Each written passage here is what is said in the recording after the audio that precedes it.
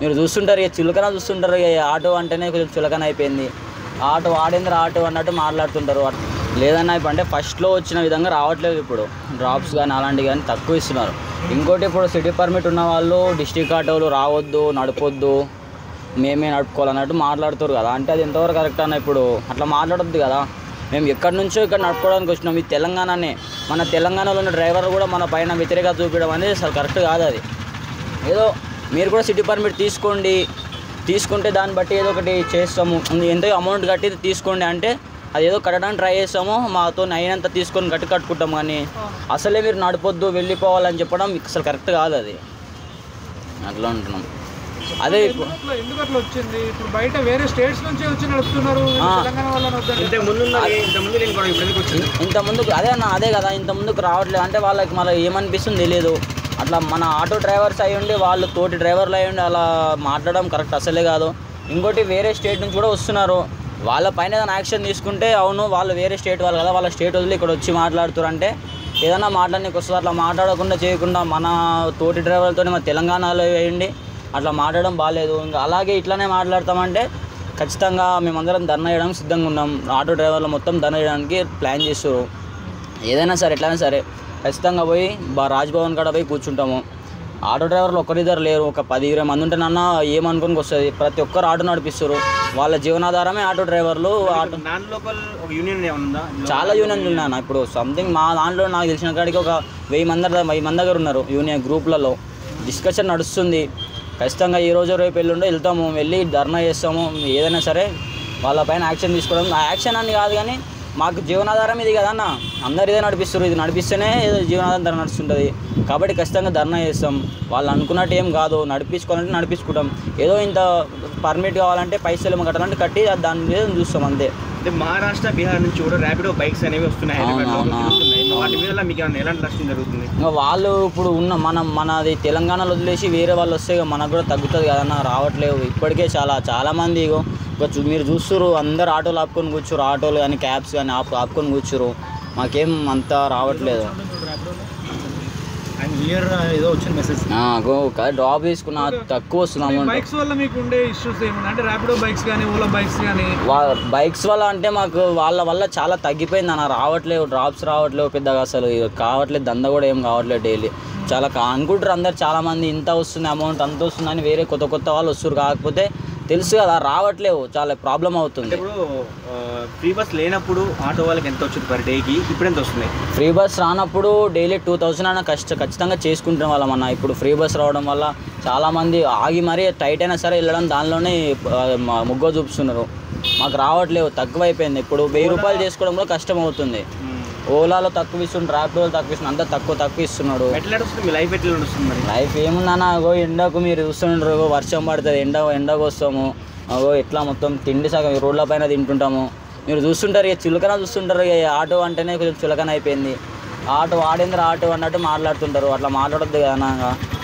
ఇంక బాగాలేదన్న ఇప్పుడైతే. మరి ఇంకోటి ఇప్పుడు వీళ్ళ వల్ల కూడా సగం ఏమంటారో ఎట్లుంటారో అని భయపడుకుంది వాళ్ళు తోలుకోవాల్సిన పరిస్థితి వచ్చింది ఇప్పుడు. సో పర్ డే ఎంత సంపాదిస్తారు? ఫస్ట్లో అంటే ఇప్పుడు ఫ్రీ బస్ లేనప్పుడు కూడా కొంచెం డైలీకి 2000 అట్లా వెళ్తుండే, కానీ ఇప్పుడు అట్లా కావట్లేదు అన్న. 1000 రూపాయలు కావడం కష్టం ఉంది. అంటే ఇప్పుడున్న బయట ఉన్న ఖర్చులకు, బయట ఉన్న రెంట్లకు అన్నిటికి సరిపోతే ఇప్పుడు రూమ్ రెంటే 7000 కన్నా 7000 కన్నా కింద లేదన్న. రూమ్ రెంట్లే 7000 ఉన్నాయి, రూమ్ రెంట్లు ఉన్నాయి. మాకు తిండి ఖర్చులు డేకి 300 బయటికి వెళ్ళిపోతాయి తినడానికి, చాయ్ తాగడానికి, తినడానికి. అట్లా 300 అక్కడనే అయిపోతాయి. గ్యాస్కి ఒక 400, 700 ఈయన అవుతున్నాయి. మా 1500 చేసుకుంటే 700 పెట్టిన పోయిన తర్వాత ఏం సంపాదించుకుంటాం మనం. మేము అది కానట్టు మళ్ళీ వ్యతిరేకత, మా తోటి డ్రైవర్లే మా పైన ఇట్లా వ్యతిరేకత చూపించినాక మేము ఎక్కడ పోవాలన్నా ఏం నడిపించుకోవాలి. ఇలా చేస్తే మాత్రం ఖచ్చితంగా రాజ్భవన్కి వెళ్ళి మేము ఏదో యాక్షన్ తీసుకోవడానికి, ధర్నా చేయడానికి ప్లాన్ చేస్తున్నాం. అది ఖచ్చితంగా అవుతుంది కూడా అని చెప్తున్నాను అంతే. సో ఈ ఓలా, ఊబర్, ర్యాపిడో ఈ మూడింటిని కంపేర్ చేసుకుంటే మీకు ఏది కొంచెం మంచిగా అనిపిస్తుంది? ఒకప్పుడు అంటే ర్యాపిడో మంచిగా ఉంటున్నాను, ఇప్పుడు అది కూడా అలాగే దారుణంగా తయారైపోయింది. అది కూడా వాళ్ళు కూడా అలాగే వాళ్ళు అలాగే ఇస్తున్నారు. వాళ్ళు కూడా కస్టమర్స్ గురించి ఏం చెప్తారు? కస్టమర్ బిహేవియర్ ఎలా ఉంటుంది? కస్టమర్ మాతో మంచిగా మాట్లాడతారన్న, వాళ్ళు అర్థం చేసుకుంటారు. కస్టమర్లతో తప్పు అసలు ఏముండదు. వాళ్ళు మా పైన మంచి ప్రేమతోనే మాట్లాడతారు, మంచిగానే మాట్లాడతారు. వాళ్ళు ఒక 10 రూపాయలు ఎక్కువ చేయడానికి కూడా ట్రై చేస్తారు మా ప్రవర్తన, బిహేవియర్ చూసి. అంతేగాని వాళ్ళతో ఏం ప్రాబ్లం ఏం లేదు మాకు. వాళ్ళతో ప్రాబ్లం లేదు, మంచిగా ఉంటారు వాళ్ళు. మీ సైడ్ నుంచి ఒక్కొక్కసారి విపరీతంగా క్యాన్సల్స్ అవుతూ ఉంటాయి, ఎందుకు రీజన్స్ ఏముంటాయి? క్యాన్సల్స్ బాగా ఇబ్బంది పెడతారు, నిజమా కాదా? క్యాన్సలేషన్స్ అంటే ఇప్పుడు అట్లా అంటే మాకు ఒక 10 రూపాయలు వచ్చే కాడ ఇంకొక ఆయన ఇంకా 50 రూపాయలు ఇస్తా అంటే కొంచెం అటు సైడ్ వెళ్తాం కానీ అట్లా ఆ టైంలో క్యాన్సలేషన్ జరుగుతాయి అట్లా. అంతే, ఒక 10 రూపాయలు ఎక్కువ కాడ క్యాన్సలేషన్ జరుగుతాయి అంతే, ఇంకేం ఫైనల్గా ఏం చెప్తారు బ్రదర్? ఏం లేనా, అందరూ కూడా మంచిగా కొంచెం సంపాదించుకోవాలి, బతకాలని అనుకుంటారు. ఇట్లా ఇప్పుడు ఆటో వాళ్ళని వ్యతిరేకించి మాట్లాడడం అది కొంచెం మంచిగా అనిపించట్లేదు ఎవరు కూడా. అట్లా చేయొద్దని అనుకుంటున్నాను. అందరూ మన వాళ్ళే, కానీ అందరు తెలంగాణ వాళ్ళే, వేరే స్టేట్ వాళ్ళు ఏం కాదు, వేరే వాళ్ళు ఏం, అందరు మన వాళ్ళే కాబట్టి మనం కొంచెం మాట్లాడుకుంటే బాగుంటుంది అన్న. ఏం లేదు, నేను పొద్దుగా నాష్టా చేసి బయటికి వెళ్తా, 10 గంటలకు వెళ్తా, రాత్రి 11 పోతా. మధ్యాహ్నం బయటనే తిని మధ్యాహ్నం చెట్టు కింద ఆటో పెట్టుకొని ఇక పడుకుంటాను. సో హైదరాబాద్ ఆటో వాళ్ళ పరిస్థితి ఎలా ఉందంటే ఏం చెప్తారు ఒక మాట? హైదరాబాద్ ఆటోలలో అంటే ఎక్కువ శాతం మన ఇక్కడ చుట్టుపక్కలంతా మన పల్లెటూరులో ఉన్నారు. వాళ్ళు పొద్దుగాల వచ్చేటోళ్ళు వస్తారు, రాత్రి ఈయన రోడ్ల మీద అనుకుంటారు. బిజినెస్ అయితే రోడ్ల మీద అయితేమో ఇంటికి వెళ్ళిపోతారు. కాలేదు అప్పులలో కట్టాలంటే రోడ్ మీద అనుకొని చేసుకుంటారు నైట్ మొత్తం నడిపి. ఇప్పుడు మీరు లోకలేనా, వేరే డిస్ట్రిక్ట్ నుంచి? మాది నారాయణపేట డిస్టిక్. సో ఇప్పుడు హైదరాబాద్ వాళ్ళు ఇక్కడ లోకల్ వాళ్ళే ఉండాలి, వేరే డిస్ట్రిక్ట్ వాళ్ళు వద్దు అంటున్నారు. డిస్ట్రిక్ట్ ఆటో మీ అభిప్రాయం ఏంటి? ఉండాలా వద్దా ఏంటి, ఏమంటారు, మీరేమంటారు? ఉండాలి, ఎందుకు ఉండకూడదు అంటే ఎక్కడి నుంచో వచ్చిన వాళ్ళు ఉంటుండ్రు. మనం ఎక్కడ వాళ్ళం, బయట దేశం వాళ్ళం కూడా కాము, విదేశీ ఇడ్చి పెట్టి ఓనికే. మనకి ఇట్లా ఇబ్బంది పెడితే మనం ఎక్కడ పోవాలి? ఇక 14 తారీఖు స్ట్రైక్ చేస్తాం, సిటీ వాళ్ళు అక్కడ రాకూడదు సిటీలో ఆటోలు అంటుండ్రు. మనం అక్కడ హోమ్ ఎప్పుడో బుకింగ్ పడితే కిరాయిలు పడితేనే అక్కడ వెళ్తాం మేము. అక్కడ పోయి నడపరు, ఎక్కడ నడపరు, ఎవరు నడపరు, మన డిస్టిక్ వాళ్ళు ఇక్కడనే నడిపించుకుంటారు. వాళ్ళు ఇట్లా స్ట్రైక్ చేస్తామని అనుకుంటున్నారు 14 సిటీ వాళ్ళు, సిటీ ఆటోల వాళ్ళు. సో మీకు పర్ కిలోమీటర్కి ఎంత ఇస్తున్నారు? పర్ కిలోమీటర్కి ఇప్పుడు ఈ టైంలో 10 రూపాయలు ఇస్తుండు, 9 రూపాయలు ఇస్తాడు. ఈవినింగ్ ట్రాఫిక్ టైంలో 20 రూపాయలు ఇస్తాడు, వర్షం పడితే 25 రూపాయలు వస్తాడు.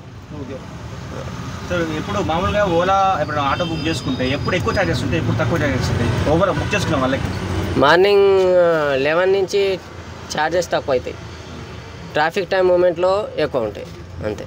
మార్నింగ్ ఈవినింగ్ ఎక్కువ ఉంటాయి. మీకు ఎప్పుడైనా లోకల్ ఆటో కాదన్న ఇష్యూ ఎదురైనా మిమ్మల్ని అనడం కానీ ఆపడం కానీ ఏం చేశారా? నాకు ఇప్పటివరకు ఎవరు ఆపలేరు. నేను డైరెక్ట్ ర్యాపిడో ఊబరే నడిపించిన.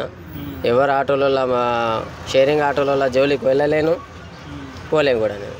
కస్టమర్స్తో మీకు ఎట్లుంటుంది ఇంటరాక్షన్? ఎందుకంటే వాళ్ళు చాలా మంది, కొంతమంది కాయిన్ వాళ్ళు ఎక్కుతుంటారు, కొంతమంది ఇష్టం వచ్చిన ఏదో ఎక్కుతుంటారు. ఏదైనా ఇన్సిడెంట్ జరిగింది? ఏదైనా అమ్మాయిలు ఉంటారు, అమ్మాయిలు ఇప్పటి వరకు నాకు ఎవరు ఇట్లా టచ్ కాలేరు. మనకు అందరూ మంచి వాళ్ళు ఎక్కిండ్రు. నేను కూడా అబ్బాయిలు అమ్మాయిలు తాగేటోళ్ళు మాత్రం ఎవరు ఎక్కించుకోను. నేను ముందే చూసి క్యాన్సిల్ చేసుకుంటా వాళ్ళ ముందరనే, కానీ ఎక్కించుకోను తాగిన వాళ్ళకి. ఓకే, ఇప్పుడు కొత్తగా ఒకవేళ ఆటో ఓలా ర్యాపిడో నమ్ముకొని కొందరు వస్తారు హైదరాబాద్కి, వాళ్ళకి ఏం చెప్తారు? రావచ్చా, ఓకే అంటారా?